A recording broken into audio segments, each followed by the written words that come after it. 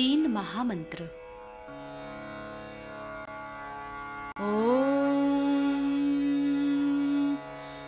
त्वमेव साक्षात् श्री महालक्ष्मी महासरस्वती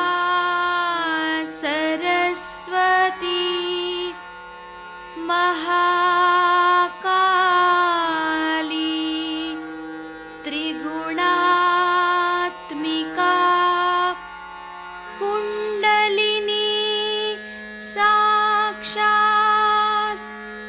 श्री आदिशक्ति माताजी श्री निर्मला देव्यै नमो नमः। ॐ त्वमेव साक्षात्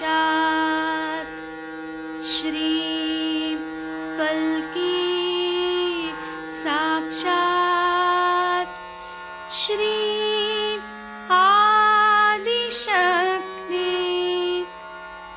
माताजी श्री निर्मला देव्यै नमो नमः। ॐ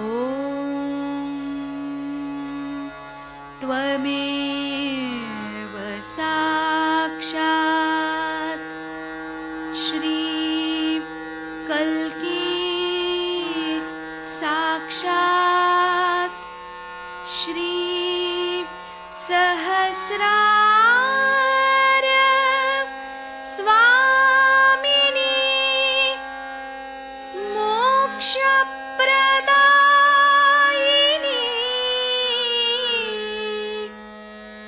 माताजी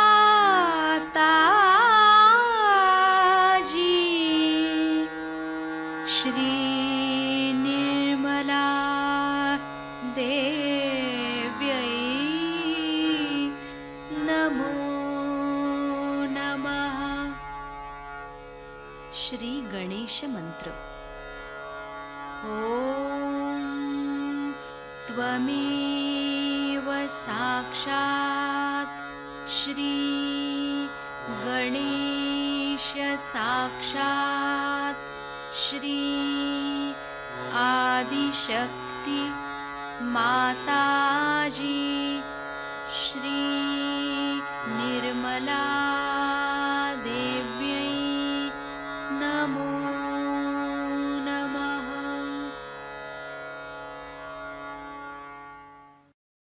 जय श्री माता जी। दोनों हाथ माँ के सामने हृदय में श्री माता जी को नमन करते हुए परम पूजनीय श्री माता जी हम सभी के हृदय में अपना स्थान ग्रहण कीजिए।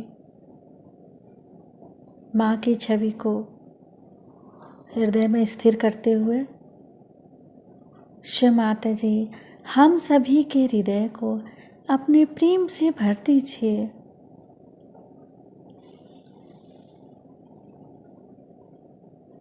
श्री माता जी हम सभी अज्ञानी हैं, हम सबको क्षमा कर दीजिए। श्री माता जी हमारे इस हृदय को अपने रहने के योग्य बनाइए।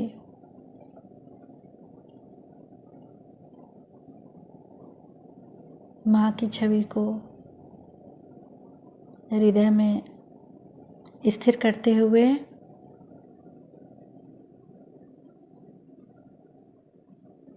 दोनों हाथों पे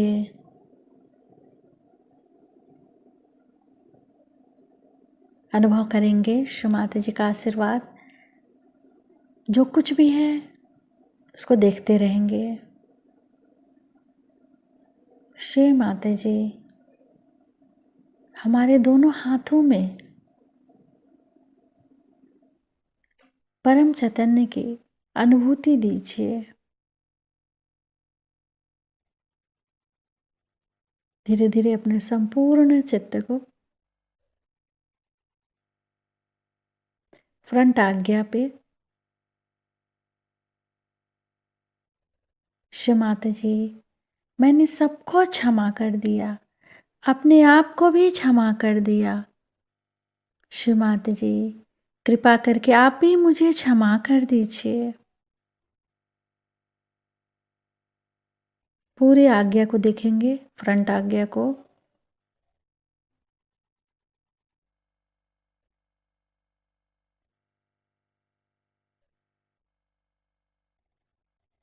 धीरे धीरे आज्ञा से अपने समस्त चेतन को लेफ्ट स्वादिष्ठान,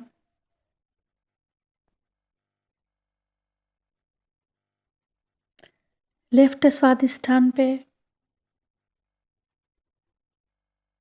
निर्मल विद्या मंत्र ओम त्वमेव साक्षात् श्री निर्मल विद्या साक्षात् श्री आदि शक्ति माता जी श्री निर्मला देव्यै नमो नमः।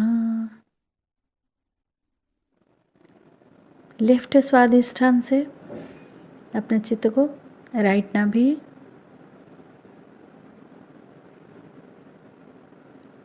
राइट नाभि पे पूरा चित्त शिव माता जी से प्रार्थना, शिव माता जी कृपा करके अपने श्री चरणों की शीतलता हमारे लीवर पे प्रदान कीजिए।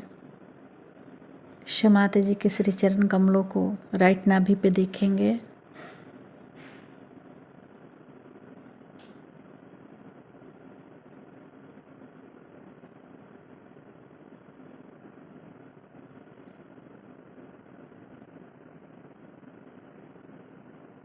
राइट नाभि से अपने चित्त को लेफ्ट हृदय पे,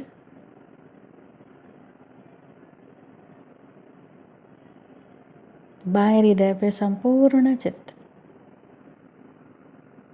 शिव माता जी, न मैं शरीर हूँ, न मन, न बुद्धि, न अहंकार। शिव माता जी, मैं केवल एक शुद्ध आत्मा हूँ। बार बार प्रार्थना, शिव माता जी, न मैं शरीर हूँ, न मन, न बुद्धि, न अहंकार। माँ, मैं केवल एक शुद्ध आत्मा हूँ। शिव माता जी, मैं केवल एक शुद्ध आत्मा हूँ।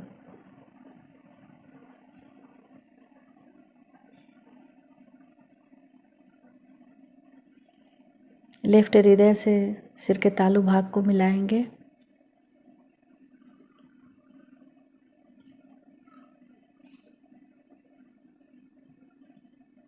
बाएं हृदय से सिर के तालू भाग को जोड़ते रहेंगे।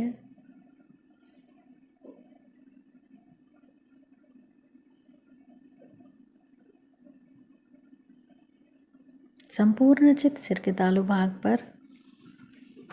जैसे मैंने कल कहा था कि काम करने पे लग गए तो काम ही कर, यही कहो।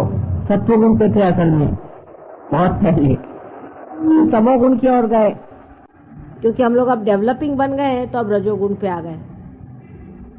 जब हम रजोगुण पे आ गए हैं तो मकाने बनाने हैं, बड़े बड़े महल खड़े करने हैं, कारखाने खोलने हैं, देश में बहुत सा प्लास्टिक लाना चाहिए। अभी थाली में खाना खा रहे हैं, फिर प्लास्टिक में खाएंगे, बाद में पेपर में खाएंगे। डेवलपमेंट हम लोग जो कर रहे हैं अपना,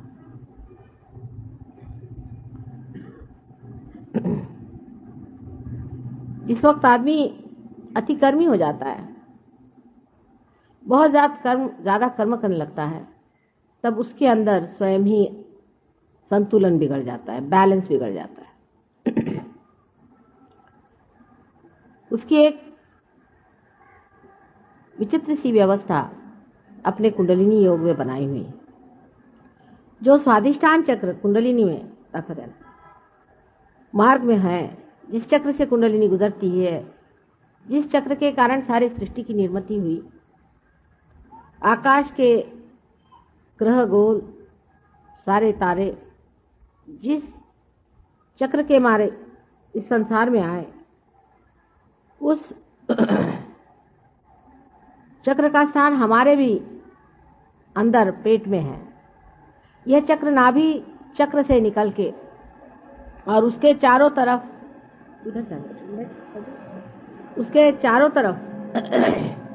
हर एक एंगल में चलता है, आगे पीछे भी हो सकता है। जैसे कमल की डेट होती है उस तरह वो लचीला होता है।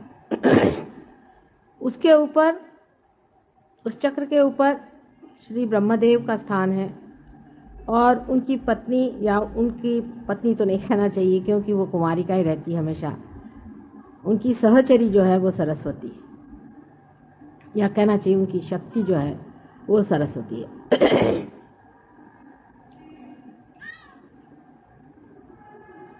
इस चक्र को मनुष्य के अंदर भी हम लोग बाहर से देख सकते हैं। इसे आंख से हम नहीं देख सकते, लेकिन इसका जो जड़ रूप है, इसका जो ग्रोस रूप है, उसे डॉक्टर लोग आयोटिक प्लेक्सस कहते हैं। इस चक्र में 6 पंखुड़ियां हैं। उसी प्रकार आयोटिक प्लेक्सस में भी 6 सब प्लेक्सस हैं। लेकिन डॉक्टर लोग इस बात को नहीं मानेंगे जब मैं कहूंगी कि इस चक्र का मुख्य कार्य ये होता है कि पेट में जो मेद है, जो फैट है, उसको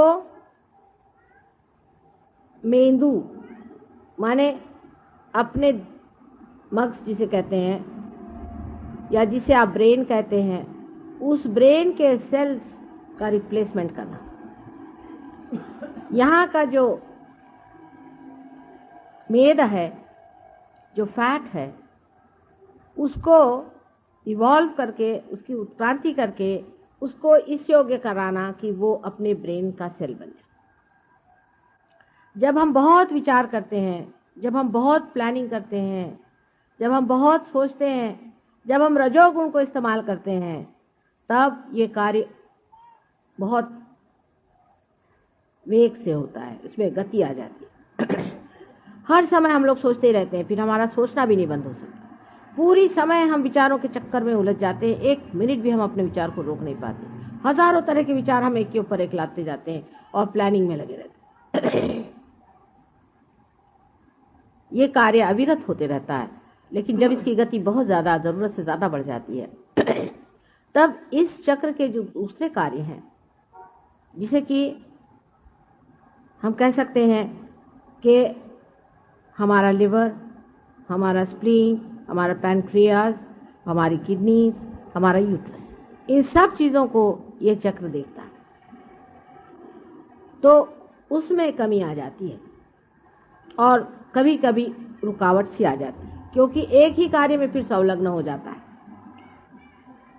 इसीलिए जो लोग दिमागी खर्च बहुत करते हैं, दिमाग का काम ज्यादा करते हैं, उन्हीं को डायबिटीज की बीमारी होती है, उन्हीं को हार्ट अटैक आता है, क्योंकि राइट साइड बहुत चलाने से लेफ्ट हैंड जो है वो, उसको लेफ्ट साइड जो है उसको बैलेंस देने की कोशिश करती है। बहुत आदमी जब काम करता है तो आश्चर्य की बात है कि अगर आप शारीरिक श्रम कर रहे हैं, फिजिकल लेबर कर रहे हैं, तो आपका हार्ट तो नहीं पकड़ना चाहिए, क्योंकि हार्ट तो इमोशनल चीज है, हार्ट तो इमोशन से चलता है। लेकिन बैलेंस के लिए हार्ट अटैक आ जाता है और आपका शरीर आपको इशारा देता है कि अब देखो बेटे, जरा काम धीरे करो, फिर बिस्तर पे लेट जाता है। इसी इम्बैलेंस के कारण हार्ट से इशारा आता है और इसी इम्बैलेंस के कारण डायबिटीज की बीमारी होती है, क्योंकि आपका जो पैनक्रियाज है उसका वर्किंग खत्म हो जाता है, किडनी का वर्किंग खत्म हो जाता है, इसकी वजह से किडनी ट्रबल्स हो जाते हैं। यूट्रस में इतनी परेशानी हो जाती है कि ऐसे औरतों को बच्चे नहीं हो सकते, बांझ हो जाते हैं। ये सारे इम्बैलेंस के कारण आता है और मेडिकल साइंस में इम्बैलेंस की कोई भी बातचीत नहीं होती। हम लोगों ने डायबिटीज बिल्कुल 1000 गुना ठीक किया है सहयोग में, हालांकि हम ठीक नहीं करेंगे। इसकी वजह यह है कि आप सब डायबिटीज यहाँ इकट्ठा ना करें, लेकिन जो सहयोगी पार हो जाते हैं उनका डायबिटीज ठीक हो जाता है, ऐसा ही समझिए, as a byproduct. Diabetes के कारण मनुष्य की आंखें कमजोर हो जाती हैं, आप जानते हैं, कभी कभी एकदम अंधा हो जाता है, वो देख भी नहीं पाता। डायबिटीज से अनेक रोग और हो सकते हैं क्योंकि अंदर से मनुष्य कमजोर होते जाता है। किडनी में यूरिया बढ़ जाना और इसी प्रकार के जितने भी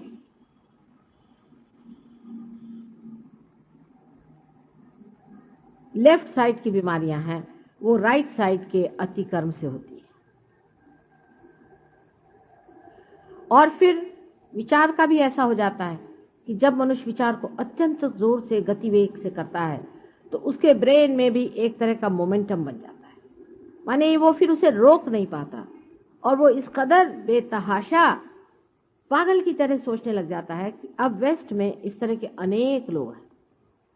इसीलिए जहां पर कि रजोगुण अतिशय पे पहुंच गया, जहां रजोगुण बिल्कुल उसके अंतिम एक्सट्रीम पे पहुंच गया, वहां पर लोग अब ड्रग्स लेने लग गए। वैसे भी रजोगुणी शराब पीते हैं अधिकतर।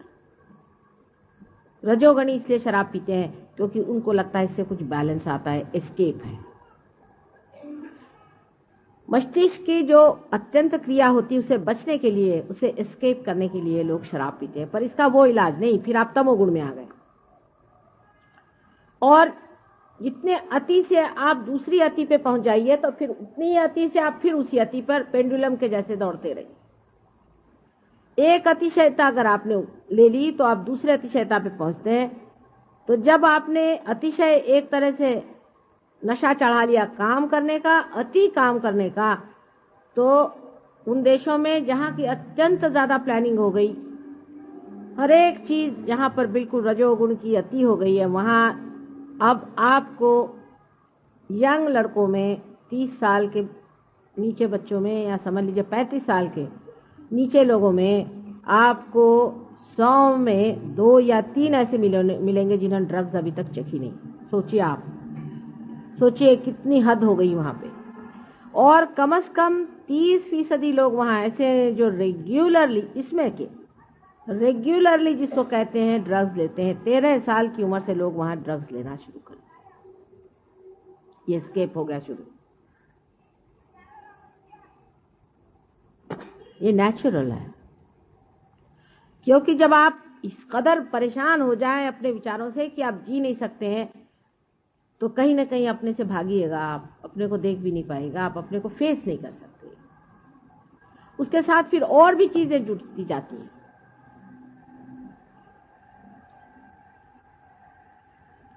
उसके बाद जो सेक्स वगैरह की बातें हैं वो भी उसी का बैलेंस है। किसी भी अतिशयता पे जाने पर दूसरी अतिशयता जीवित हो जाती है और वो इतनी बुरी तरह से आपको खींचती है कि फिर वो उधर की अतिशयता फिर आपको दूसरी साइड में फेंकते रहती है। इसी उधेड़ बुन में, इसी दौड़ धूप में मनुष्य कोलैप्स हो जाता है, मनुष्य खत्म हो जाता है। और इसीलिए वहां पर इस कदर आत्महत्याएं हो रही हैं। और लोग समझते नहीं कि जहां इतना एफ्लुएंस आ गया, जहां इतनी सुबत्ता आ गई, वहां लोग क्यों मर रहे हैं। उनके बच्चे हैं, वो अपने माँ बाप को छोटी उम्र में छोड़ देते हैं। बुढ़े लोग अनाथालय में पड़े हुए, छोटे बच्चे अनाथ बने हैं। शादियां एक एक आदमी 10-10 बार करता है, उसमें भी इतनी विकृति। मैंने कल आपसे बताया कि कितने विकृत हो गए हैं, यानी उनकी विकृति की हद हो गई। अब हम लोग रजोगुण पे उतर रहे हैं, ठीक है, लेकिन उसकी भी मर्यादाएं बांधनी पड़ेगी। इसीलिए हमारी मर्यादाएं बांधने के लिए मर्यादा पुरुषोत्तम श्री राम रजोगुण के ऊपर में रखा दिए गए कि अपनी मर्यादाएं बांधनी पड़ेंगी। हम लोगों का सारा जीवन ही मर्यादाओं में बंधा हुआ है, लेकिन रजोगुण की जब जोरी चढ़ती है तब मर्यादाएं बुरी तरह टूटती हैं। अब आप डेवलपिंग कंट्रीज हो रहे हैं, तो आप डेवलपिंग जब आपने शुरू कर दिया आउट ऑफ प्रोपोर्शन, तो आपने कह दिया कि साहब हमने गरीबी हटा रहे हैं इसलिए हम डेवलपिंग कर रहे हैं। लेकिन अगर आपने 1 रुपया भी ज्यादा अपने नौकर को दिया और वो अगर शराब या सिगरेट पीने लग गया तो वो गरीब नहीं, खत्म हो गया उसकी गरीबी खत्म हुई वहां पर। जब मनुष्य किसी भी व्यसन में पड़ता है तो सोच लेना चाहिए कि वो अब गरीब नहीं रह गया। व्यसनाधीन तभी आदमी होगा कि जब उसके पास थोड़ा एक्स्ट्रा पैसा होगा। इसका मतलब ये नहीं कि किसी को गरीब रखा जाए, ये मैं नहीं कह रही। इसका मतलब ये है कि जब तक मनुष्य के अंदर ऐसी कोई घटना घटित नहीं होती है जिसके कारण उसका जो कुछ भी मटीरियल डेवलपमेंट है, जड़ डेवलपमेंट है, उसका असर उसके मानवता के साथ लगे। माने मनुष्य जो है वो बड़ा रईस हो जाए, बहुत पैसे वाला हो जाए, तो जरूरी नहीं है कि वो बड़ा शरीफ आदमी हो जाए। हो सकता है उससे बढ़ के दुष्ट कोई ना हो। अगर कोई बड़ा विद्वान और पंडित हो जाए तो जरूरी नहीं है कि ऐसा मनुष्य कोई बड़ा भारी धर्मात्मा हो जाए, बिल्कुल जरूरी नहीं है। उससे बढ़ के कुरूप कोई नहीं होगा। सुनते हैं जो माफिया वाले हैं, उनके जो साहबजादे हैं, उन्होंने ऑक्सफोर्ड यूनिवर्सिटी, कैम्ब्रिज यूनिवर्सिटी और जॉन हॉपकिन यूनिवर्सिटी सब जगह से एमए पास किया हुआ है। और आजकल धंधा क्या करते हैं, माफिया के लीडर के लड़के हैं और सबका मर्डर कर देते हैं। तो उस मार्ग का जरूर अवलंबन करें जिससे मनुष्य का संबंध उसके मानवता के केंद्र आत्मा से हो जाए। अगर उसका उस केंद्र से संबंध स्थापित नहीं हुआ तो आप उसका कितना भी डेवलपमेंट कर दें। हम आपको उदाहरणार्थ बताते हैं, हमारे यहाँ शिपिंग कॉरपोरेशन में सब ड्राइवरों की तनख्वाहें बढ़ाई। उनको एक एक को 1000 रुपया तनख्वाह मिलने लगे। थोड़े दिन में उनकी सबकी पत्नियां आई और कहने लगे कि माता जी, साहब ने सबकी तनख्वाह क्यों बढ़ा दी। मैंने कहा क्यों? पहले 400 कमाते थे तो सुख में थे, अब सब लोग शराब पीने लगे और इन लोगों ने औरतें रख ली हैं और अब गुत्ते ही पे पड़े रहते, घर पे आते ही नहीं रात भर। पहले बेहतर थे, 400 तक तो वो लोग बैलेंस कर पाए, उसके बाद जरा सा ज्यादा पैसा हो गया, शराब के गुत्ते में जाए।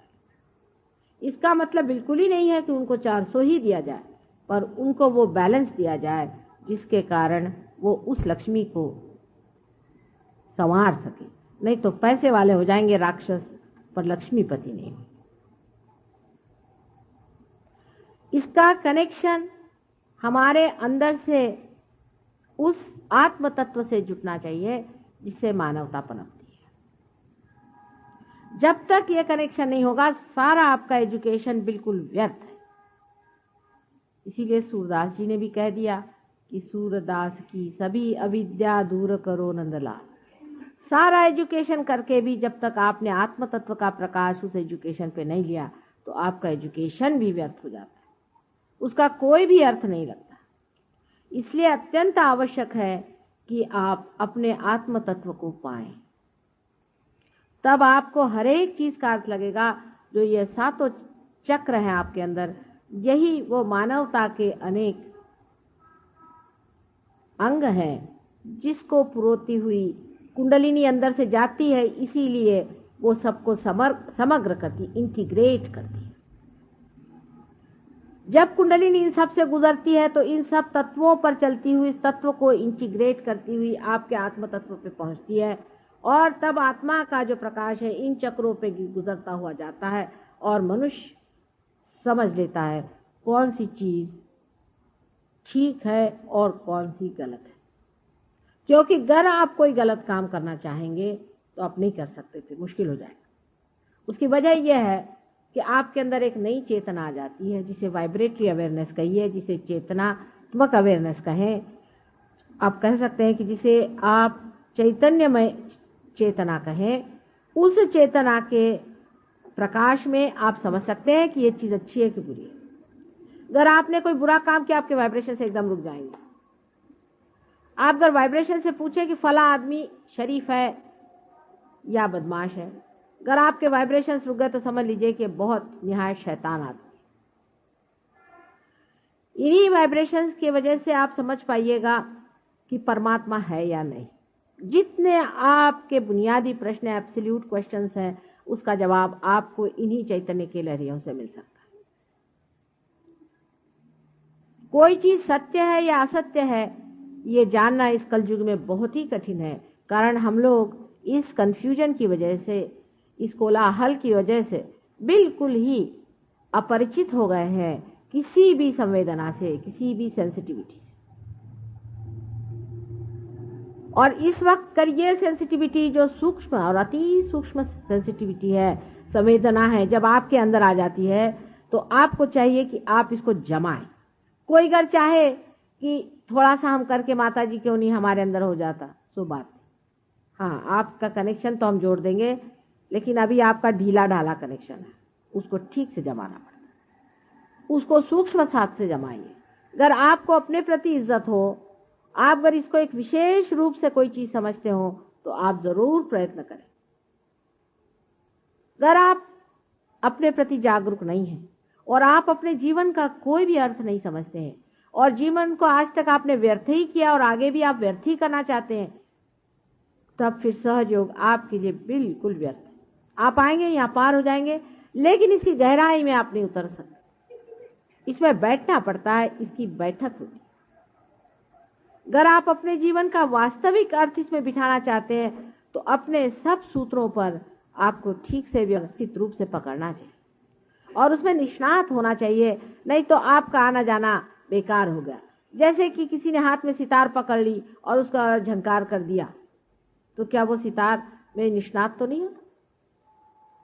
लेकिन मनुष्य कलयुग में अपने जीवन के प्रति जागरूक नहीं है, उसको अपने प्रति सम्मान नहीं, वो अपना सम्मान नहीं कर पाता, उसको अपने प्रति प्रेम नहीं है, उसमें आत्मसम्मान नहीं है, तभी वो अपने जीवन के हर एक क्षण को व्यर्थ किए चला जा रहा है। अगर वो अपने अंदर जागरूक हो और सोचे कि मैं अपने जीवन को कहाँ बर्बाद कर रहा हूं, किस जगह मैं अपने जीवन को खराब किए दे रहा हूं, तो वो समझेगा कि अरे ये भी क्षण व्यर्थ गया, वो भी क्षण व्यर्थ गया, वो भी क्षण व्यर्थ गया। कोई ऐसा भी क्षण हो जहां कोई जीवंत हमारे अंदर शक्ति का प्रदर्शन हो या हमारे अंदर से जीवन शक्ति प्रकाशित।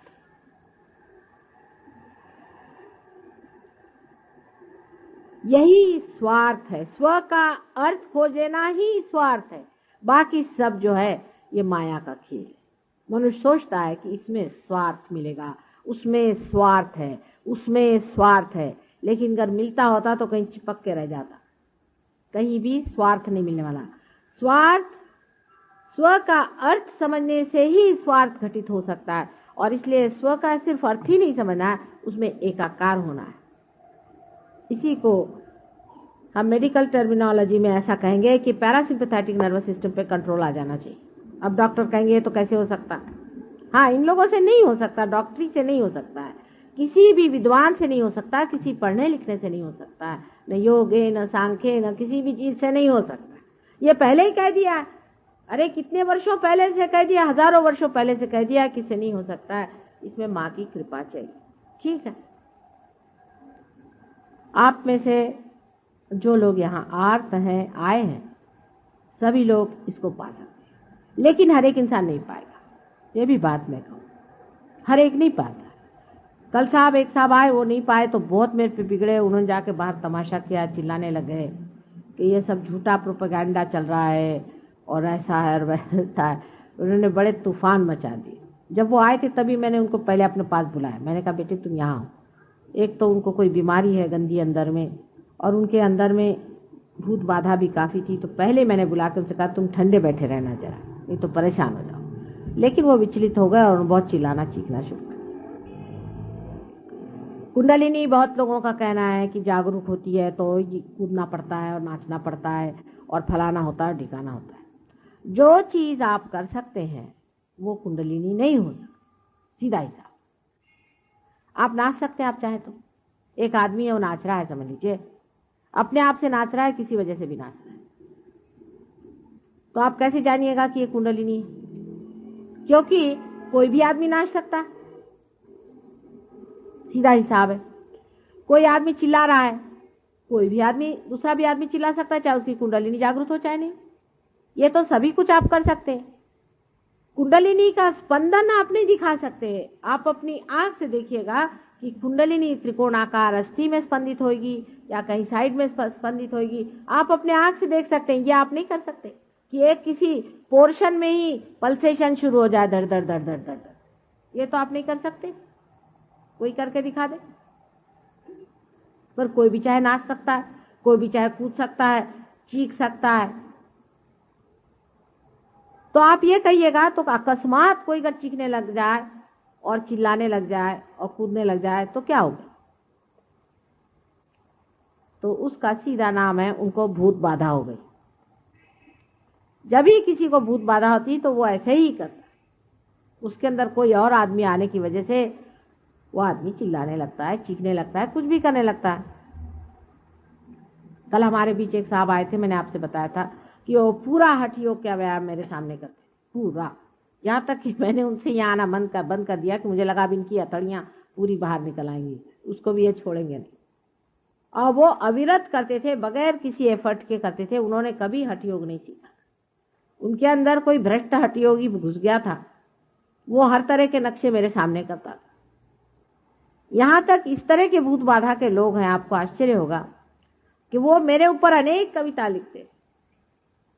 शुरू में जब सहयोग शुरू किया था तो बंबई में एक नौकरानी जो कि बर्तन मांजती, जिसे घाटिन कहते हैं, उसने आते ही बड़े जोर जोर से श्लोक गाने शुरू कर दिए और 15 श्लोक देवी महात्मा के मेरे सामने गाए और एकदम पुरुष के जैसे खड़े संस्कृत में इस तरह से सुनाया कि लोग दंग हो गए कि संस्कृत में इस कदर पांडित्य इस नौकरानी में कहां से आ गया।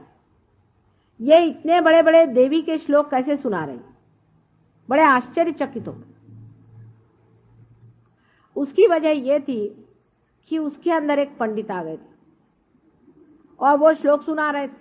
मैंने उन पंडित साहब से कहा, बंधन देके, मैंने कहा आप जाइए यहाँ से, आप इस औरत में आकर क्यों इतनी परेशान कर रहे हैं मुझे यहाँ पर। उसने कहा, माँ मैं कब आऊँगा, फिर मैं कब पैदा होऊंगा, फिर मैं तुम्हारे कब गुणगान गाऊंगा, इसीलिए मैं यहाँ चला आया। और वहाँ और भी बहुत से हमारे सहयोगी थे, उन्होंने बात सुनी। मार्कंडेय से लेकर के उससे भी अनादिकाल से लोगों ने बताया कि भूत पिशाच आदि सब चिपक जाती। जितने भी मेंटल डिजीज हैं, ईएसपी हैं, पहले से किसी की खबर आ जानी, ये सब कर्ण पिशाच आदि वगैरह बारों में अपने शास्त्रों में अनेक कुछ लिखा हुआ है। लेकिन हम तो हिंदी भी नहीं पढ़ते, फिर संस्कृत तो बहुत दूर की रह गई। वो तो भाषा इंग्लिश लोगों की हो गई। अब हम लोग तो इंग्लिश पढ़ते हैं। हमारे शास्त्रों में सब कुछ लिखा हुआ कि इस तरह की चीजें घटित होती हैं और उससे मनुष्य बहुत दुखी हो जाता है। कुछ लोग हैं अपने को बड़े बड़े लोहे के हुक्स में अटका लेते हैं और पेड़ों पे लटका के दिखाते हैं। ये खासकर आदिवासियों में तो बहुत ये प्रथाएं चलती है। अजीब अजीब तरह की चीजें, बिल्कुल आग जला के उसके अंदर चलना। भूत विद्या अफ्रीका में भी बहुत तरह तरह की होती है। हर एक देश में अजीब अजीब तरह की भूत विद्याएं होती है। तो मनुष्य सोचेगा कि इसमें तो कोई विशेष चीज हो ही गई कि ये भाई आग में चल दिए। इस प्रकार अनेक तरह की चीजें इस देश में पहले होती रही हैं और अब उन देशों में हो रही हैं जहां रजोगुण अति पे पहुंच गया। रजोगुण अति पे पहुंचते साथ आपके देश से अनेक भूत विद्या वाले एक्सपर्ट्स वहां पहुंच गए, सबको मेस्मराइज करना शुरू कर दिया। सब पे उन्होंने छाप डाल दी। लाखों रुपया, करोड़ों रुपया उन्होंने बनाया, बड़ी बड़ी जगह बनाई। अब वही भूत उनको खाएंगे, खाते ही हैं और शुरू हो गया। अब वो परेशान है, अब ये पैसे उनको नहीं बचा सकते और उन लोगों को भी भूत खाते। कल भी मैंने बताया था, मैं साफ तरह से आपसे बताना चाहती हूँ, मुझे किसी से डर नहीं कि ट्रांसेंडेंटल मेडिटेशन करने वाले लोग आज मेरे पास 132 आदमी बराबर लंदन में आए और सब कहते कि हमारे सर में ब्लॉकेड हो गया, माए से निकाले। कल मैंने बताया था, आज फिर मैं बता रही कि मांगना चाहिए आत्मशक्ति को।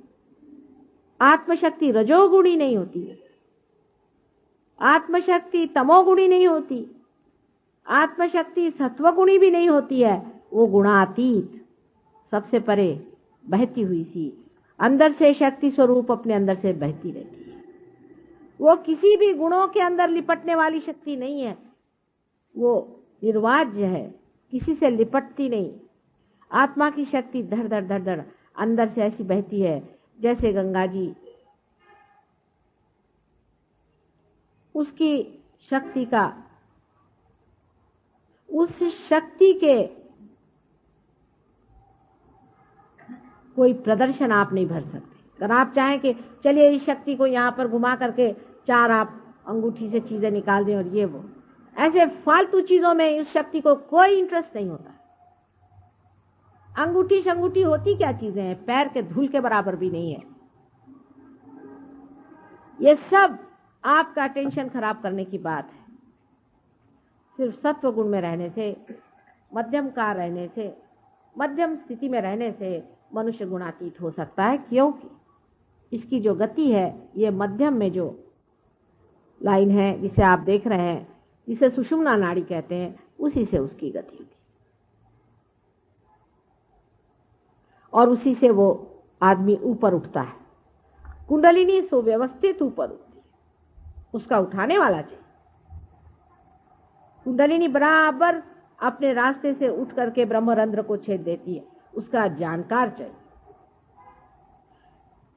जिसको देखो वही कुंडलिनी लेकर के बैठ जाने से वो कुंडलिनी वाला नहीं होता। फिर एक आध मिनिस्टर उससे चिपक जाए तो और भी अच्छा। कोई मिनिस्टर हो जाने से कोई कुंडलिनी का बड़ा भारी वो लाट साहब नहीं हो सकता। कबीरदास कहाँ के मिनिस्टर थे?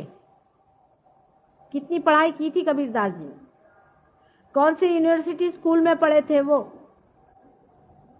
तुकाराम कौन सी यूनिवर्सिटी स्कूल में पढ़े थे? कहाँ के वो मिनिस्टर थे? कहाँ के राजा थे वो? इतना ज्ञान कहाँ से पाया? ज्ञानेश्वर कहाँ के पढ़े लिखे थे? कहाँ उन्होंने इतना ज्ञान पाया? कौन सी पाठशाला में गए थे वो?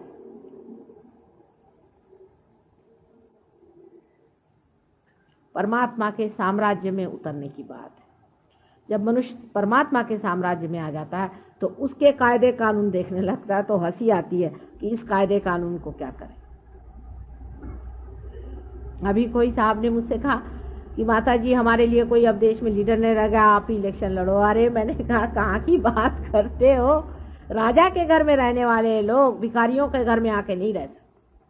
भिखारियों का पॉलिटिक्स है, किससे भीख मांगे, किसका रुपया बचाए, छी छी छी, ये सब चीजें हमारे बस की नहीं। हम तो बादशाह आदमी है, हमें कहाँ फंसा रहे? हमने कहा ये तो भिखारियों के राज है, हमारे बस के। उसी में आप बादशाहत में उतर सकते हैं अगर आप चाहें। अपनी बादशाहत में उतरिए, वो तभी हो सकता है जब परमात्मा के राज्य में आप आते हैं, तब आप असल में बादशाह होते हैं। बाकी आप कभी बादशाह नहीं हो सकते, पैसे वाले नहीं हो सकते, कुछ नहीं हो सकते, सब व्यर्थ है, सब भिखारी है।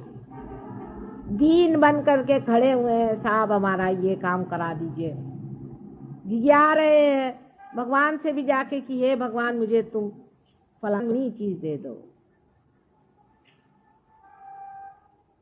बादशाहत में आदमी अपनी शान में खड़ा रहता है, उसकी शान अत्यंत सौम्य और प्रेममय होती है, अत्यंत दयावती और कल्याणमयी मंगलमयी होती है।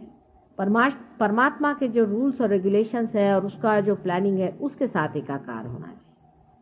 पृथ्वी जिस तरह से अपने प्रेम को उगाल रही है संसार में और फैला रही है, उस पृथ्वी तत्व के प्रपोर्शन में,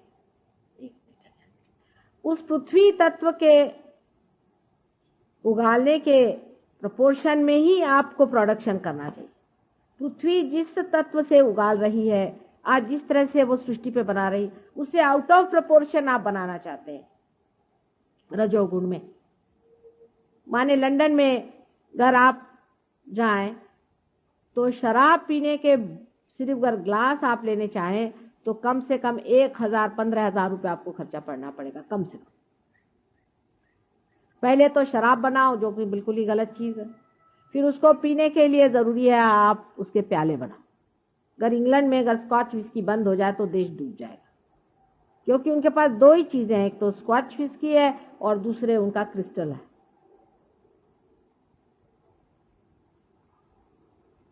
जब मनुष्य बढ़ने लगता है तो वो दूसरों की कमजोरियों पे ही चलता है। अगर कमजोरी नहीं हो तो आदमी को क्या दरकार होगी चीजों की, उसको कमजोर बना दिया जाता है। जिस प्रकार की औरतों को यह है कि भाई तुम्हारी बॉडी ऐसी होनी चाहिए, तुम्हारी शक्ल ऐसी होनी चाहिए, तुम ऐसे होना चाहिए, तुम्हारे अंदर ये चीज होनी चाहिए, औरतें लगी खर्चा करने, उनके अंदर उन कमजोरी डाल दी। रेस का घोड़ा जरूर खेलना चाहिए अगर आप लंदन में रहते हैं, नहीं वहां के सभ्य नहीं, एलीट नहीं, आपको रेस का घोड़े का सब आना चाहिए। अगर आप पेरिस में रहते हैं तो आपको शराब के बारे में पता चाहिए कि शराब का मतलब क्या होता है, उसको कितना मिलाना चाहिए, उसमें कितना घोलना चाहिए। मुझे आश्चर्य हुआ कि यहाँ पर भी गवर्नमेंट का जो कॉलेज है जहाँ पर कि बच्चों को होटल मैनेजमेंट सिखाते हैं, उसमें 2 पेपर्स होते हैं, उसमें शराब के बारे में सिखाया जाता है कि कौन सी शराब दी जाए कौन सी नहीं दी जाए, क्योंकि आपके होटल ही नहीं चलेंगे। होटल में अगर ये शराब नहीं पिएंगे तो वो रहेंगे ही नहीं, तो पैसा कैसे आए? आपके अंदर जितनी कमजोरी होगी उतना ही रजोगुण प्रबल हो सकता है। अगर आप 2 ही 4 कपड़ों में रह लेते हैं और मस्ती में रहते हैं तो इनके कपड़ों की मिलें कैसी चलेंगी? अगर आप सादगी से रहते हैं तो इन लोगों का व्यापार कैसे चलेगा? अमेरिका अगर जाइए आप तो 50 तरह के हैंडल्स होंगे, यहां तक कि खपरेल जो सर पे होती है वो हजारों तरह की होगी। किसी के बाथरूम में जाए तो पहले पूछ लीजिए कि कौन सा नॉब दबाएं, नहीं तो आप अंदर पहुंचे और देखा खट्ट में। इतना तमाशा करने की क्या जरूरत है? इस कदर आराम पसंदगी, इतना ज्यादा कंफर्ट मनुष्य को क्या जरूरत है कि हर समय वो लोरता रहे? क्योंकि शराब के बाद लोरना जरूरी, लोरने के लिए कंफर्ट जरूरी है, और कंफर्ट जब जरूरी है उसके लिए हर तरह की चीज, ये कुशन बनना चाहिए, फलाना ठिकाना बनना चाहिए, उसमें वो चीज होना चाहिए। इतनी ज्यादा विद्रूपता है, मैं आपसे कहती हूँ, इतनी अगलीनेस आ गई मनुष्य के अंदर, और उसमें शर्म नहीं आती। उसने बड़े बड़े साइंस बनाए हैं, शराब पिलाने की भी साइंस बनाए हैं। फिर औरतों को किस तरह से खूबसूरत रहना चाहिए, उनको टैनिंग करना चाहिए, चाहे उसमें शर्म उतर जाए उनकी, हर्ज नहीं, उनका बॉडी जरूर टैन होना चाहिए। उन्होंने एक चक्कर चला दिया वहां टैनिंग का। अरे भाई, आपको अगर सूर्य की रोशनी लेनी तो बदन पे अगर आपके कपड़ा रहे तो कोई फर्क नहीं पड़ने वाला, सूर्य की रोशनी तो आपके अंदर जाती है, लेकिन टैनिंग होना चाहिए। उसलिए इस तरह के नज़ारे होते हैं कि आप चल नहीं सकते किसी भी सीशोर पे। एक दिन ये सारे सीशोर सुखड़ करके इन सब औरतों को खींच लेगा अपने अंदर, तब इनकी अकल ठीक होगी। निर्लज्जता संसार में फैलाना चाहिए, क्योंकि निर्लज्ज नहीं होंगे तो इनके कॉस्मेटिक्स कैसे बिकेंगे? इन्होंने जो जो चीज़ें औरतों को बेवकूफ़ बनाने के लिए बनाई हुई हैं वो कैसे लेंगे? अब तो कुछ कुछ जरा सा अपने देश में अकल आ गई औरतों को। पहले तो मैं देखती थी कि यहाँ पर एक डालडा का टिन लगा के औरतें चलती थी, तो मैंने काफी इस पे लेक्चर दिया कि बाबा कम से कम डालडा का टिन कम करो। हील्स पहनेंगी तो इतनी ऊंची ऊंची पहनेंगी, आखिर कोई आप ऊंट बनना चाहते हैं? आप इंसान है, भगवान ने आपको कायदे का बना दिया, किस लिए इतने परेशान है? ब्यूटी कॉन्टेस्ट बना रहे हैं, बताइए आप। बिल्कुल अजीब, बहुत ही ज्यादा विकृत और विद्रूप चीज है ये। क्योंकि जब सफली रूप होता है तो मनुष्य रूप को देखते ही साथ पूर्णतः संतोष में आ जाता है। ये रूप का लक्षण है कि बस अब रूप का अंत आ गया, इससे आगे रूप नहीं है, वही असली रूप होता है। लेकिन ये तो ऐसा रूप है कि अभी चले एक दूसरा देखा, उसके बाद दूसरा बंदर देखा, उसके बाद तीसरा बंदर देखा, बंदरियां ही बंदरियां सब दूर भरी पड़ी हैं। मैंने कहा यहाँ कोई सती साध्वी एक भी नहीं है, सब बंदरियां ही हैं, जो इसके गर्दन में कूद रहे, उसके गर्दन में कूद रहे, और ऊपर से बड़ा घमंड है उनको कि हम तो बहुत ही ज्यादा वाह वाह वाह एडवांस है। जैसी गधापंथी अपने यहाँ की औरतें न करें तो बड़ी मेहरबानी हो जाए। अभी भी इस देश में बहुत देवियां हैं और बड़ी पूजनीय देवियां हैं, इसीलिए आदमियों के कितनी भी गलतियां होने पर भी ये देश रुका हुआ है। आदमी लोग तो सब साहब हो ही गए, उनको तो कोई कुछ कह नहीं। वो तो अब कहना बहुत मुश्किल हो गया, सब साफ हो गया। अब देसी चीज जो है वो बिल्कुल बदतर। अगर आप दिल्ली में, मैंने सुना कि आप कहीं जाइए और आप अगर दारू नहीं पीते हैं तो लोग हंसते हैं आपके ऊपर कि साहब अभी तक आप पूरी तरह से बंदर नहीं बने।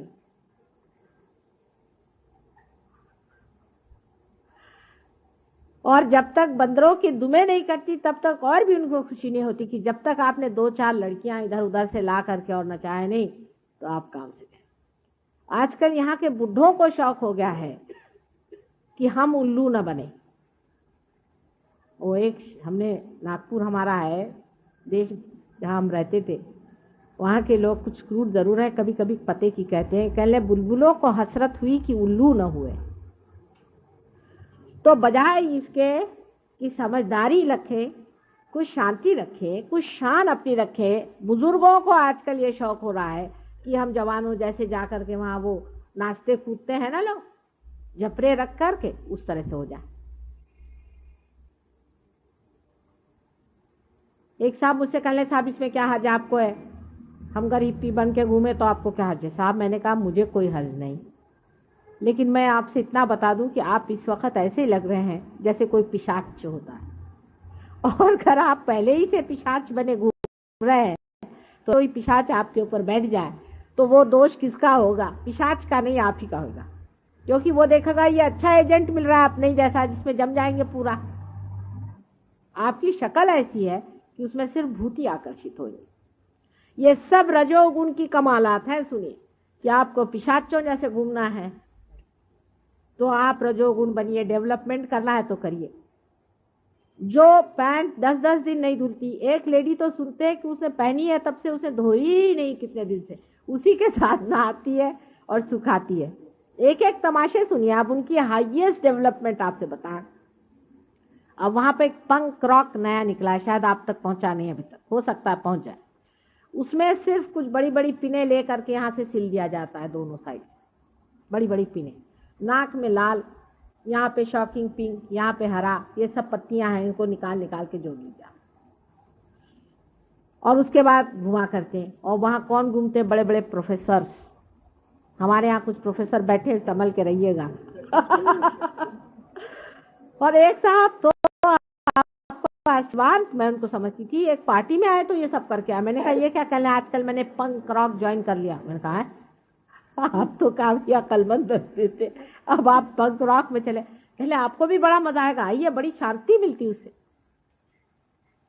मतलब ये है कि कुछ तो भी न्यूसेंस जिसे कहते हैं ना, कि महामूर्ख बन के भी कोई अगर अपने तरफ देखे तो बड़ा अच्छा है। जोकरी बन जाओ वैसे तो कोई देखता नहीं अब, क्योंकि सभी हिप्पी बन गए तो सब एक ही जैसे दिखते, तो कोई तो विशेषता आनी चाहिए। तो मुंह में पिने डाल डाल करके यहाँ से यहाँ तक पिन, ये बड़े बड़े और बड़ी कॉमन साइट है वहां पे, आपको आश्चर्य हो। मैं आपको सिर्फ विनोद के लिए नहीं कह रही हूँ, असलियत है। और देखते ही आप अचंभे में देखते हैं कि साहब या तो हम पागल है या ये पागल। और वो हमारे ऊपर सोचते हैं कि हम बहुत ही इनहिबिटेड लोग हैं, हमें अकल ही नहीं है कि हम इस तरह का कोई सा भी अच्छा कार्य नहीं कर सकते जिसमें हम अपने को लेट लूज कर दें। हम इतने इनहिबिटेड हैं, हमें कोई स्वतंत्रता की कल्पना नहीं। स्वतंत्रता का मतलब बेछूटपना, उच्छृंखलता नहीं है, महामूर्खता तो बिल्कुल भी नहीं है। स्वतंत्रता इतनी बड़ी चीज है। स्व के तंत्र पे चलना ही स्वतंत्रता है, और स्व का तंत्र यह है जो आपके सामने। जो मनुष्य अपने को स्वतंत्र समझना चाहता है उसको पहले पार हो जाना चाहिए, नहीं तो वो स्वतंत्र नहीं। स्व का तंत्र समझ लेना चाहिए, और यही उसका तंत्र है। न तो तांत्रिकों का नेगेटिव जिससे स्व ही उसमें खत्म हो जाए, जिससे स्व पूर्णतः स्वतंत्रता में आ जाता है। जब वो पूर्णतः स्वतंत्र होता है तभी उसके अंदर विजडम पूरी तरह से संतुलित बैठ जाता है। वो जो भी करता है पूर्ण स्वतंत्रता से करता है, लेकिन उसके एक एक इशारे में भी स्वतंत्रता के अनेक प्रकार दिखाई देते हैं। वो किसी से भी नहीं डरता है और हमेशा नतमस्तक रहता है। प्रेम में वो स्वतंत्र होता है, अत्यंत प्रेममय और करुणामय वो होता है। ऐसे स्वतंत्र आदमी को प्रणाम करना चाहिए। बजाय इसके कि जो अपने को स्वतंत्रता के नाम पर गधे से मूर्ख और मूर्खों से पता नहीं और क्या हो जाएंगे। मेरे पास तो ऐसे जानवर भी नहीं जिनकी मैं आपको प्रणाली बताऊं। कोई मुझे ऐसे शब्द भी नहीं मिलते कि इन लोगों का वर्णन करो, क्योंकि कलयुग से पहले ऐसे कभी हुए नहीं थे। इसलिए नए शब्दों के कॉइनेज की जरूरत है। और जो शब्द बनाने वाले थे वही ये हो गए, तो अब कौन शब्द इनके बनाएगा, ये हालत आ गई। कुछ संस्कृत भाषा में ढूंढे से मिले तो मुझे बताइएगा, क्योंकि बड़ा ही मुश्किल है। जब संस्कृत भाषा प्रचलित थी तब ऐसे गधों के बारे में किसी ने सोचा भी नहीं था। पुराण में भी वर्णन है कि कलयुग आएगा, लेकिन इस तरह के महामूर्ख संसार में विचरण करेंगे ऐसा पुराण में भी नहीं बताया था। ये तो आप देखते ही बनता है। और पढ़े लिखे और अति पढ़े हुए लोग ये काम कर रहे हैं, इसको आप क्या कहिएगा? ये रजोगुण का प्रादुर्भाव है। अब आपका देश डेवलप हो रहा है, होइए साहब, लेकिन ये देख लीजिए नमूना। आप जरूर डेवलप होइए, लेकिन ये नमूना देखते चले कि वो जिस गड्ढे में पड़े हैं उधर आप जाके न कूदी। एक तो रजोगुण में सबसे बड़ा जो दोष है कि ये अहंकार से चलता है, मतलब ईगो ओरिएंटेड है रजोगुण। जब ईगो ओरिएंटेशन शुरू हो गया तो अहंकार ऐसी चीज है कि उसमें आदमी जो भी करता है उसमें अपनी बेवकूफी वो देख ही नहीं सकती, या कुछ भी करता है वो बिल्कुल सही, क्योंकि उसमें अहंकार तृप्त होता है। अपने यहाँ रामायण में बड़ा सुंदर वर्णन है कि जिस वक्त नारद मुनि स्वयं ही एक चक्कर में पड़ गए थे, ऐसे ही चक्कर है ये रजोगुण के चक्कर है। इसको समझने के लिए अपने को देखना चाहिए और कहना चाहिए कि हे भगवान, ये मेरा अहंकार मुझे गधा बना रहा है। और अहंकार आपको गधा बना के इतना छोड़ देता है कि अंत में वो आप घबराहट के मारे ही उसको गधे को अपने ऊपर लिए चलते, क्योंकि ईगो ओरिएंटेड है, इसलिए बहुत ज्यादा डेंजरस है। अगर ये ईगो ओरिएंटेड नहीं होता तो इतना डेंजरस नहीं बैठता, क्योंकि मनुष्य कभी भी अपने को गधा कह नहीं सकता। सब दुनिया पे हंसेगा, लेकिन खुद ही अपने सर पे गधा लेके चल रहा है उसे नहीं देखेगा। ये ईगो की विशेषता है। ईगो में एक अंधापन आ जाता है, और इसलिए ये बहुत ही खराब चीज है। हाँ, अगर सुपर ईगो हुआ, जो कि दूसरी साइड में अपने सर में डेवलप हो सकता है, तमोगुण की वजह से उसमें आदमी पीड़ित हो सकता है, उसका बदन कांप सकता है, उसमें तकलीफें आ सकती हैं, उसकी बीमारियां आ सकती है, उसका फिजिकल प्रॉब्लम आ सकता है। पर ईगो ओरिएंटेड आदमी में कभी भी ये तकलीफ नहीं होगी जब तक उसके हार्ट ट्रबल ना आए। एक ही है कि हार्ट ही स्टॉप हो जाए बस। ईगो ओरिएंटेड आदमी को कभी भी कोई भी इस तरह की चीज नहीं मिल सकती है जैसे कि तमोगुणी के रुकावट हर समय हर जगह होती है। तमोगुणी एक तरह से बेचारा ज्यादा ठीक है, क्योंकि कम से कम उसकी ठोकरों से वो बचते रहता है। समझ लीजिए अभी यहीं एक देवी जी बैठी हुई हैं, इनको बाधा ने पकड़ लिया। वो एक किसी आदमी के पास गई, उनसे जाकर उन्होंने कुछ जंतर मंतर करे, बाधा ने पकड़ लिया, भूत ने पकड़ लिया, तो उनका बदन ऐसा ऐसा ऐंठने लग गया। चलो भाई छोड़ो। पर आप अगर किसी ईगोइस्टिकल आदमी के सामने जाइए, उसका ईगो आपके अंदर भी घुस जाएगा। ये है तो मैं इसके बाप से बड़ा हूं, चले उसने एक बोला मैंने 10 बोला, वो कौन होते हैं, मैं उसका नाना हूं। शुरू हुआ। वो जितने गधे उसके आप डबल नाना गधे हो गए। और उसमें उसके साथ में एक और बीमारी लग जाती है जो बड़ी ही सूक्ष्म है, जिसको समझना चाहिए। यश बेटा, उसमें एक बीमारी और लग जाती है, यश, सक्सेस। उसके साथ अगर सक्सेस लग जाए तो बड़ा ही प्रॉब्लम हो जाता है।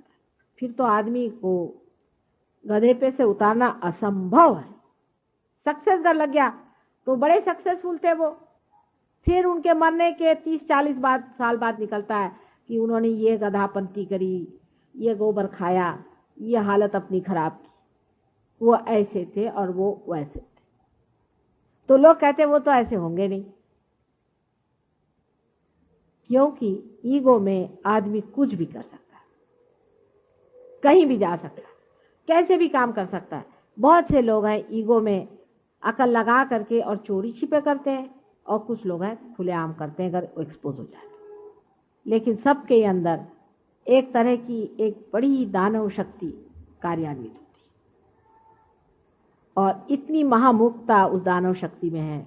जैसे कि मैंने आपसे कल ही बताया था कि लंदन में 77 साल की बुढ़िया नानी अपने ग्रैंड चाइल्ड से शादी करती है, उनको कोई आश्चर्य। और नाना जी अपनी नातिन से शादी करते हैं, इसमें उनको कोई हर्ज नहीं है। और उसके लिए वो वहाँ कायदा पास कराने वाले हैं, उसके लिए बड़ा वहाँ मूवमेंट हो रहा है कि इस तरह का आप हमारी स्वतंत्रता पे आप आक्रमण कर रहे हैं। ऐसे बेवकूफ से कोई सीखने की जरूरत नहीं, उनके पास कुछ भी अपने पास देने की चीज नहीं है। आप मेहरबानी कर से उनसे कोई चीज नहीं सीख, और ऐसे पैसे की भी अपने को जरूरत नहीं जिससे हम मामूर्ख हो जाए। ठीक है, डेवलपमेंट करना है तो गांधी जी के रास्ते बहुत अच्छे बने हुए हैं, उनके रास्ते से बनाओ। अपने स्थैर्य पे चलो, अपने पास जो संपदा है, अपने पास जो सत्ता है उसे लेकर चलो। हम लोग कितने बेवकूफ बन रहे हैं ये भी आप समझ लीजिए। हमारे पास अगर हम पीतल के इसमें खाते हैं तो बड़े गर्व की बात है कि हमारे पास इस कदर पीतल है, और ये लोग प्लास्टिक के इसमें खाते हैं। और हम लोग चाहते हैं कि हमारे यहाँ प्लास्टिक आ जाए, नहीं तो स्टेनलेस स्टील आ जाए। स्टेनलेस स्टील भी कोई खाने की चीज होती है, जिसको कि लोहा कहते हैं। लोहे में लोग खाएंगे, ऐसा पहले कहते थे पुराण में। हम लोग जब छोटे थे तब कोई कहता था कि ऐसा जमाना आएगा जब लोग लोहे में खाएंगे, तो हम लोगों की माँ वगैरह कहती थी, हे भगवान, ये कौन सा जमाना आ जाएगा कि ऐसी दुर्दशा आ जाएगी, ऐसी गरीबी आ जाएगी कि लोग लोहे में खाएंगे। हे भगवान, कांसे में खाएं, पंचधातु में खाएं, कुछ बढ़िया चीज में खाएं, ये क्या। तो अब स्टेनलेस स्टील में लोग खाते हैं। मैं वहां से लंदन से आती हूँ तो मुझे लोग लिखते हैं कि भाई नायलॉन की बढ़िया वहां साड़ी मिलती है, अमेरिकन जॉर्जेट लेके आओ। वहां सब लोग हंसते हैं, इंग्लिश लोग, अरे क्या आपके यहाँ कॉटन इतना बढ़िया होता है और आप ये रद्दी कहाँ से ले जा रहे हैं वहां पर। अपने यहाँ कोई अगर कॉटन पहने तो लोग हंसेंगे कि ये क्या कॉटन पहने। वो दिन दूर नहीं जबकि खादी सारे संसार में छाई, वो दिन बिल्कुल दूर नहीं है, आप मेरा विश्वास माने, क्योंकि इसके अंदर हाथ से बने हुए वाइब्रेशंस है। और वो लोग इस चीज की महत्ता समझते हैं, इस खादी की महत्ता समझते हैं, लेकिन हम लोग बेवकूफ हैं जो हम नायलॉन बड़ी भारी चीज समझते हैं। आप जानते हैं कि नायलॉन से अनेक बीमारियां हो जाती हैं, ये मनुष्य के विरोध में है। लेकिन हमें नायलॉन क्यों पसंद? क्योंकि वे हम लोग बड़े अंग्रेज बनते हैं। आप 10 के जगह 2 साड़ियां पहनिए, लेकिन कायदे की साड़ी पहनिए। आप 10 के जगह 2 कपड़े पहनिए। अब अपने यहाँ लोगों को आश्चर्य होता है कि कॉटन से टेरिकॉट महंगा है, उनको बहुत ही आश्चर्य होता है, ऐसे कैसे संभव नहीं है। वहां अगर कॉटन अगर आपको वहां पर 10 पाउंड का मिलता होगा तो टेरिकॉट 2 पाउंड का मिलता है। कोई अगर कॉटन कहीं मिले कि कॉटन मिल रहा है तो लोग दौड़े जाते, कहते उसका फील कितना सुंदर है। हम लोग अभी भी स्त्री पे स्त्री मारे रहते, वो कहते भाई इतना जाना छूटी फूटी लोगों से हमारा जी घबराता है, घुटता है, काहे कोई स्त्री करते रहते हो सुबह से शाम तक। अरे अपने मन की भी कोई स्त्री करो।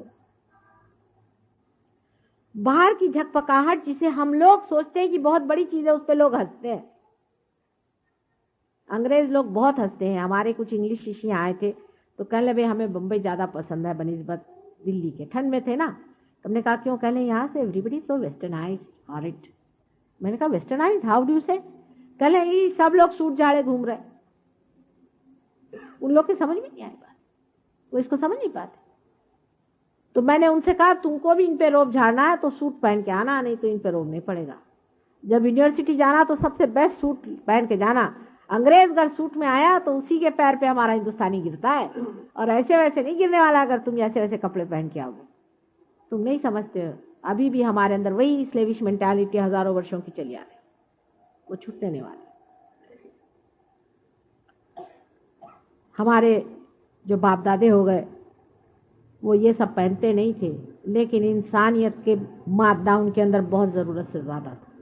एक एक आदमी अगर सोचे तो लीजेंडरी कहना चाहिए उन लोगों को। क्या लोग थे, एक बार शब्द दे देते थे तो उसी शब्द पे चलने वाले, जिनके बारे में सारे संसार में लोग गुणगान गाते थे कि हिंदुस्तान का आदमी एक होता है तो वो यहाँ के हजारों बेकार लोगों से अच्छा होता है। वही हिंदुस्तान की आज ये दुर्दशा हो।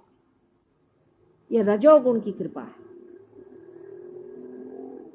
स्वतंत्रता से पहले हम लोग बहुत अच्छे थे, जब गुलाम थे, जब कंधे से कंधे लड़ाए थे और सबसे जाकर के वहां पर सारे संसार के देशों से हमने अपनी स्वतंत्रता की मांग उठाई थी, वो हम लोग अलग थे। और आज रजोगुण के ये गुलामगिरी में हम लोग जो फंसे जा रहे हैं, मटेरियलिज्म के, इस कदर गंदे हम हो रहे हैं इसको समझने की जरूरत है। रजोगुण में उठते वक्त रास्ते में ही सत्वगुण की रेशा है। रुक जाइए, रुक जाइए वहां पर। उनका एक्सट्रीम देखते हुए बीच में आ जाइए। सत्वगुण तभी आता है जब रजोगुण के साथ धर्म चलता है, और धर्म हमारे पेट में, नाभि चक्र में, उसके चारों तरफ होता है। लक्ष्मी का स्थान है। लक्ष्मी रजोगुण की ही सत्वगुणी व्यवस्था है। मैंने आपसे लक्ष्मी के बारे में पहले बताया था, कल भी बताया था कि लक्ष्मी स्वरूप जो मनुष्य होता है उसके एक हाथ से दान, दूसरे हाथ से आश्रय होना चाहिए। वो स्वयं मां स्वरूप होना चाहिए। उसके दो हाथ में कमल के फूल जैसी उसके अंदर सम्मान और उसके अंदर प्रेम की आभा हर समय रहनी चाहिए। जब उसके घर पे दरवाजे पे जाइए तो कहते आओ बेटे, कहाँ से आए, कैसे तकलीफ से आए हो, बैठो यहाँ रहो। मैंने अभी आज एक रईस आदमी से कहा कि भाई इसको लक्ष्मीपति का, कह ले बहन जी अगर कोई चोर आ गया तो। मैंने कहा चोर भी आ गया तो भी कोई हर्ज नहीं, बिठाओ, प्रेम से बिठाओ, उसकी चोरी बदल जाएगी। चोर कभी भी शरीफ आदमी की चोरी नहीं करने वाला। बहुत ही गया बीता होगा तो जाने दो फिर उसको, वो उसके कर्मगति से गया। अगर चोर आ जाए आपके घर में, उसको रख लीजिए, उसको प्रेम से स्वीकार करिए। वो 10 बार सोचेगा कि चोरी करूं कि नहीं करूं इस आदमी पे, ये तो मेरे बाप जैसा है। उस आदमी को पैसे वाला कहना चाहिए, न कि उस आदमी को जो दुनिया भर में और सबको ही अपमानित करते फिरता है। जो आदमी हृदय से कमल के जैसा, अत्यंत सुंदर और गुलाबी कमल के जैसा, अत्यंत प्रेममय, भावनापूर्ण, और जिसमें पूरा अपनापन बहता हो, जिसके अंदर भूंगे जैसा भी काला गड़ने वाला प्राणी भी जाकर आराम से सो सकता है, उस आदमी को लक्ष्मीपति अपने यहाँ कहते हैं। लक्ष्मी स्वरूप हुए बगैर ये रजोगुण आपको लाभदायक नहीं होगा। वो यूं ही ट्रस्टी के तरह से जीता है। उसका जो भी पैसा है उससे वो व्यसनाधीन नहीं होता। अपने बच्चों के लिए वो पैसा नहीं छोड़ता, उसको व्यसन में नहीं डालता। उस पैसे का उपयोग वो दुनिया के कल्याण के लिए करता है। वो एक ट्रस्टी स्वरूप होता है। शरद चंद्र की एक बड़ी सुंदर कहानी मैंने पढ़ी थी कि खुद उन्होंने लिखा कि हम लोग कुछ टोले के लड़के एक बड़े भारी धनी के पास पहुंचे। तो जब हम पहुंचे तो उन्होंने कहा कि तुम क्या करना चाहते हो? तो उन्होंने कहा कि हम लोग एक ड्रामा करने चाहते हैं और ऐसा करना चाहते हैं और उसमें हम बहुत मॉडर्न लाइफ दिखाना चाहते हैं और आप हमें कुछ रुपया दीजिए। तो उनका अच्छा बैठो बैठो, बहुत बिठाया। उसके बाद चवन्नी उनको पकड़वा दी। तो ये लड़के बड़े गुस्से हो गए उनसे कि बड़ा ही कंजूस निकला, चवन्नी हमें पकड़वा दी। उसके बाद एक स्त्री आई, बेचारी बड़ी बूढ़ी थी, आई, कहने लगे कि पता नहीं कुछ 50 वर्ष पहले मेरे पति ने आपके पास कुछ रुपया रखा दिया था। उसके बाद हम लोग परदेश चले गए, वहीं मेरे पति की मृत्यु हो गई। तो उनके इसमें एक पत्र मिला, उसमें लिखा था कि उनके पास बहुत रुपया मैं छोड़ के आया हूँ, तो तुम हो सके तो धर्मात्मा है उनके पास चले जाना। कह ले अच्छा, पत्र तो दिखाई, पत्र देखा, उसका तारीख देखी। कह ले भाई देखो वो कहाँ उनका है, वो निकालो फलानी तारीख को, फलाने साल में और 50 साल पहले की बात। वो सब फाइलें निकलवाओ और बैठे वो वहां देखने के लिए। वो भी बड़े वयोवृद्ध थे, वो भी 75-80 साल के थे, लेकिन बैठे। उसे कहा बहन अभी रुकी रहो, यहीं खाना खाना, यहीं रहना। इत्तफाकन उनको 2-3 घंटे में उसका पता लग गया। 2-3 घंटे में उनको पता लग गया कि ये जो है ये रुपया दिया गया था। उन्होंने वो सारा रुपया उस औरत को वापस करके सूद सहित वो वापस कर दिया। ये लक्ष्मीपति का लक्षण कि धर्म में खड़े हैं। वो पैसा एक ट्रस्टी की तरह उसे इस्तेमाल करते हैं। बड़ी भारी। मैं शरद चंद्र को बहुत इसलिए मानती हूँ कि मनुष्य की धर्म का तत्व जो है उसको शरद चंद्र ने इतना सुंदर निभाया है, उसके धर्म तत्व को इतना सुंदर दिखाया है। लेकिन हम शरद चंद्र को पढ़ते नहीं, हम तो रजनीश को पढ़ते हैं। रजनीश ये हमारे आजकल के सबसे बड़े हीरो हैं, दड़ियल महाराज और उनके चप्पा गोटी। ये हमारे लिए आजकल सबसे बड़े हीरो साहब हो गए। अपने संस्कृति में कभी भी पैसे वाले की महत्ता नहीं गाई गई, कहीं भी नहीं। हमेशा उसी मनुष्य की गाई गई जो धर्मात्मा है और आपको भी पता होना चाहिए कि इस देश में आपकी कभी भी महत्ता नहीं गाई जाएगी। आप चाहे कितने भी मंदिर बनवाइए और कितने भी फालतू की चीजें करिए, आपकी तभी महत्ता गाई जाएगी जब आप धर्म आत्मा हो। चाहे आपके पास पैसा है, उसको धर्म में लगाइए। और जब आप खर्च करिए तो किसी से कहिए नहीं कि मैंने आपके लिए खर्च किया। देते रहिए, देते रहिए। सिर्फ आप बीच में इसलिए खड़े हुए हैं कि आप देखते रहें कि पैसा जो है वो ठीक जगह पे पहुंच रहा है। कुछ लोग तो इस कदर परमात्मा में लीन हो जाते कि वो ये भी नहीं देखते, कहते जाने दो, जिससे जाता है जाने दो। लेकिन अगर कोई धर्म पुरुष दान करता है तो उसका पैसा कभी भी दुर्व्यवहार में नहीं जाता। दुष्टों का पैसा जरूर दुर्व्यवहार में जाएगा, लेकिन धर्मात्माओं का नहीं जाता। उसमें भी एक बड़ी भारी आकर्षण शक्ति होती है, जिसे हम कहते हैं वाइब्रेशन, चैतन्य की लहरियां। हर एक चीज में चैतन्य की लहरियां होती है। उसका देने वाला और करने वाला होना चाहिए। आपके अंदर भी चैतन्य की लहरियां उत्पन्न हो सकती हैं अगर आप इसको पालें। आप में से अनेक लोगों की अभी ठंडा ठंडा हाथ में आने लग गया है, कह रहे हैं। ऐसे ही आप हाथ रखें फिर से।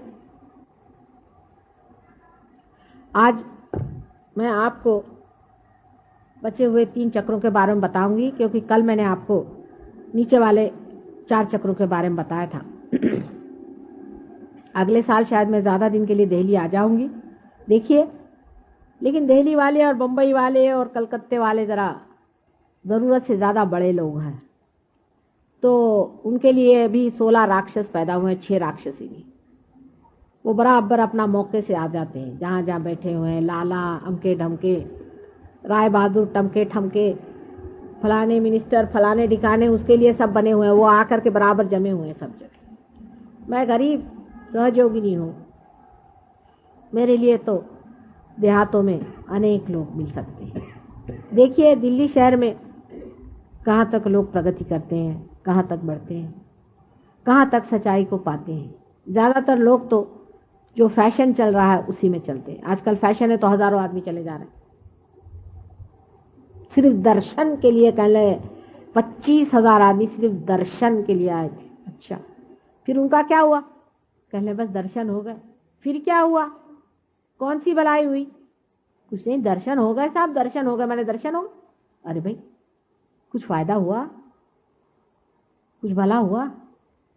कुछ ट्रांसफॉर्मेशन हुआ? कुछ उनमें बदल हुआ कि यूं ही दर्शन ही के लिए गए थे वहां? नहीं साहब, वो तो ऐसा था कि हम तो अंदर जा नहीं सके। वो तो दूसरे जो बड़े बड़े लोग थे वो सब अंदर गए, बाबा जी ने उनको अंगूठियां दी। उसके बाद सब लोग अंगूठियां पहन के प्रफुल्लित होके बाहर आ गए। उसके बाद पता चला सबके हार्ट अटैक्स आए। अंगूठी सहित हार्ट अटैक्स चल रहे हैं। और उसके बाद पता हुआ अंगूठी भी चोरी हो गई और उनके घर में भी चोरी हो गई। ठीक है, जिसके पास अधिक पैसा है उसको खाने के लिए बहुत सारे तैयार हो गए लोग। आपके पास अगर अधिक पैसा है तो जमुना जी में डाल दीजिए, नहीं तो आपसे भी चिपक जाएंगे। इसलिए बच के रहिए।